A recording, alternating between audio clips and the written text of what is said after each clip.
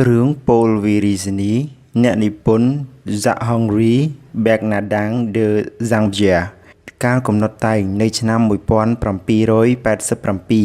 ប្រែសម្រួលដោយហុងធុនហៈដែលយើងមិនដឹងថាតើឆ្នាំណាដែលលោកបានបកប្រែនោះទេ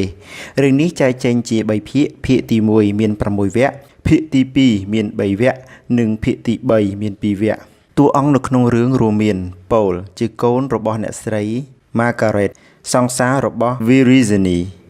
Virizini កូនស្រីរបស់អ្នកស្រី De la Tour ជាសង្សាររបស់ Paul Margaret ជាម្ដាយរបស់ Paul លោក De la Tour ស្វាមីអ្នកស្រី De la Tour ជាឪពុកនាង Virizini អ្នកស្រី De la Tour ម្ដាយរបស់ Virizini អ្នកស្រី De la Tour ម្ដាយមីងរបស់អ្នកស្រី De la Tour រស់នៅស្រុកបារាំងលោក De la Bourdonnais ចៅហ្វាយក្រុងនៅកោះ Île-de-France ក្រុង Port-Louis Domingue អ្នកបម្រើរបស់ Paul Marie អ្នកបម្រើរបស់ Virizini តាចាស់អ្នកជិតខាងរបស់គ្រួសារ Paul និង Virizini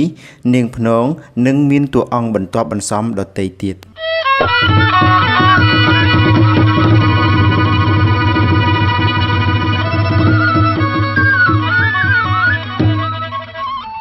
នៅក្នុងឆ្នាំ1726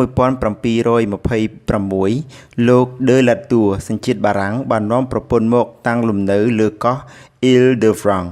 កាលមកលោក De la Tour បានអនិច្ចកម្មទៅបន្សល់ទុកនៅភរិយាដែលមានផ្ទៃពោះឲ្យរស់នៅជាមួយស្ត្រីបម្រើម្នាក់ឈ្មោះនាងម៉ារី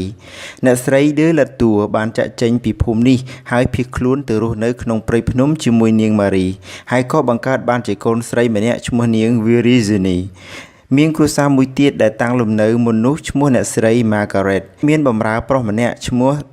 Domingue និងមានកូនប្រុសម្នាក់ឈ្មោះ Paul គ្រួសារទាំងពីរស្រឡាញ់រាប់អានគ្នាណាស់សូម្បីតែទទួលទានអាហារក៏ជាមួយគ្នាដែរពួកគេប្រកបរបរចិញ្ចឹមជីវិតដោយការធ្វើស្រែចម្ការដាំដំណាំផ្សេងៗចំណែក Paul និង Virizini បានធំធាត់មកជាមួយគ្នាហើយកុមារភាពរបស់ពួកគេពោរពេញទៅដោយអនុស្សាវរីយ៍ផ្អែមល្ហែមជាច្រើនរាប់មិនអស់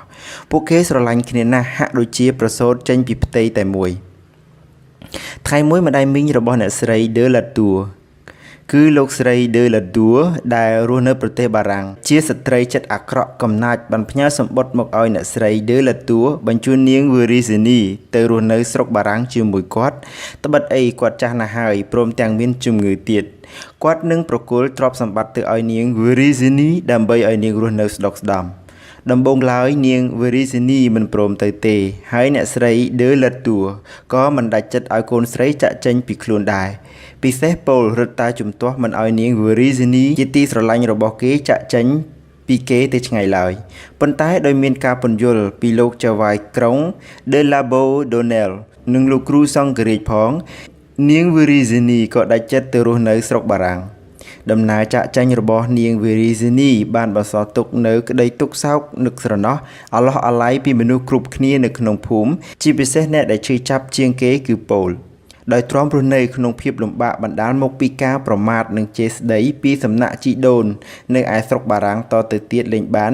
នាង Virizini ក៏វិលត្រឡប់មកស្រុកកំណើតនាងវិញនៅថ្ងៃទី24ធ្នូ1744កប៉ាល់សមុទ្របាននាំនាង Virizini មកស្រុកវិញប៉ុន្តែជាអកុសលកប៉ាល់ Jean-Hérong ដែលបានដឹកនាង Virizini នោះពេលដែលមុខជិតដល់ផ្ទះហើយក៏ជួបនឹងព្យុះសង្ឃរាយ៉ាងធំមួយបណ្ដាលឲ្យលេចសំពៅនោះទៅពលបានដឹងពីដំណឹងនេះក៏មនីលោតទៅជួយនាងប៉ុន្តែគ្មានប្រយោជន៍ឡើយពលពុំអាចជំនះនឹងផ្ទាំងទឹករលកសមុទ្រដើម្បីទៅជួយរំដោះសង្សារបណ្ដូលចិត្តបានឡើយនាង Virizini ត្រូវព្យុះកំណាចផ្ដាច់ជីវិតក្នុងគ្រានោះទៅគ្រួសារទាំងពីរទទួលរងវិបត្តិធ្ងន់ហួសអ្វីនឹងថ្លែងបានត្រឹមតែបង្ហូរទឹកភ្នែកនិងមានវិបដិសារីពុំអាចយកអ្វីមកជំនួសបានឡើយ